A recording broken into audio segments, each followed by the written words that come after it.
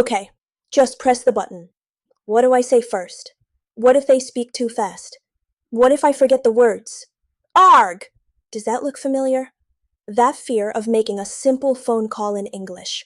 For so many learners, the phone is the scariest part of English. Today, that ends. We are going to replace that fear with a simple, powerful formula that works even when the call gets complicated.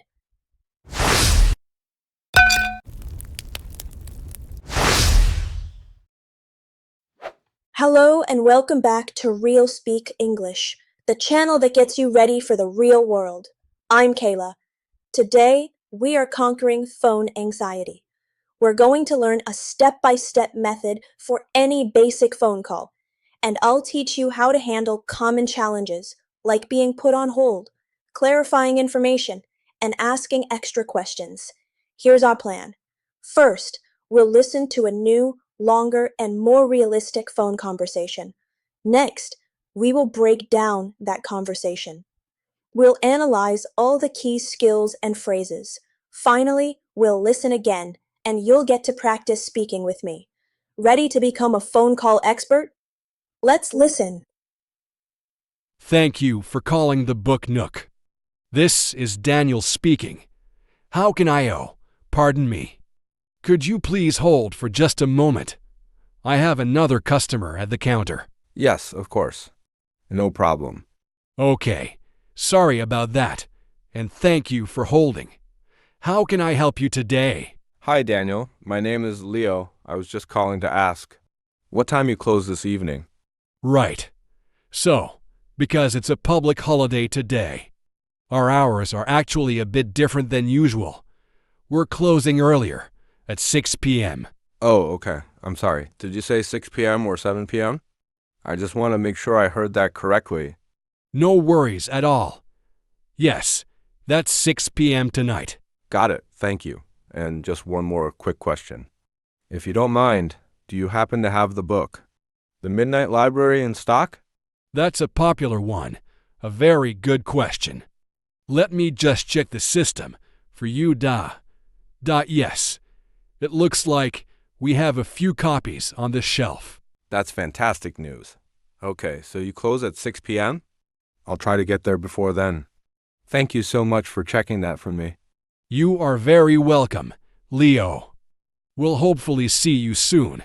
Have a great afternoon. Thanks, you too. Goodbye. Okay, that conversation was much more realistic. Let's break down the key skills Leo used to handle it so well.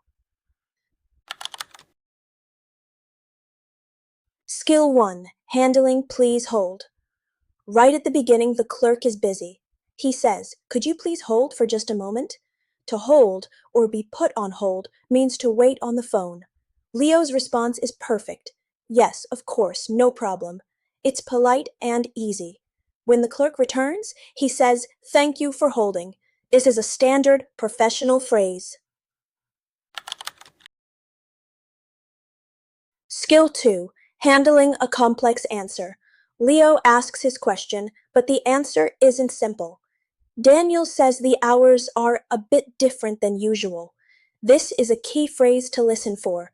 It tells you there is special information coming. He explains it's because of a public holiday.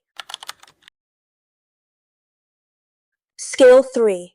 The golden skill, clarifying information. This is the most important new skill. Leo is not 100% sure he heard the time correctly. Instead of just guessing, he clarifies. He says, "I'm sorry, did you say 6 p.m. or 7 p.m.? I just want to make sure I heard that correctly." This phrase is amazing. It is so polite and so effective. It shows you are listening carefully and prevents mistakes. Never be afraid to ask for clarification. Skill 4. Asking a follow-up question. Often, you have more than one question. How do you ask another question without being rude? Leo uses this perfect phrase, and just one more quick question, if you don't mind. This politely introduces his second question. He then asks, "Do you happen to have in stock?" In stock means available to buy in the store. Skill 5. The closing.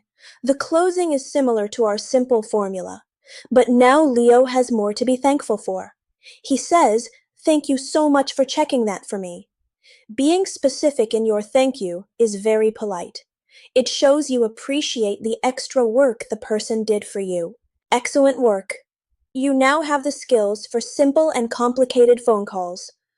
Let's listen to the full conversation one last time. After each line, repeat it out loud to practice your fluency and pronunciation. Thank you for calling the Book Nook. This is Daniel speaking. How can I pardon me? Could you please hold for just a moment? I have another customer at the counter. Okay, sorry about that, and thank you for holding. How can I help you today?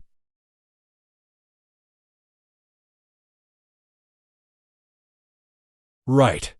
So, because it's a public holiday today, our hours are actually a bit different than usual. We're closing earlier, at 6 p.m.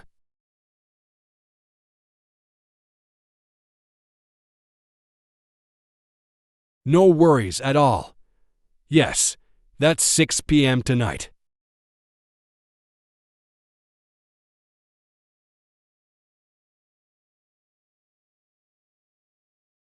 That's a popular one. A very good question. Let me just check the system for you. Yes, it looks like we have a few copies on the shelf.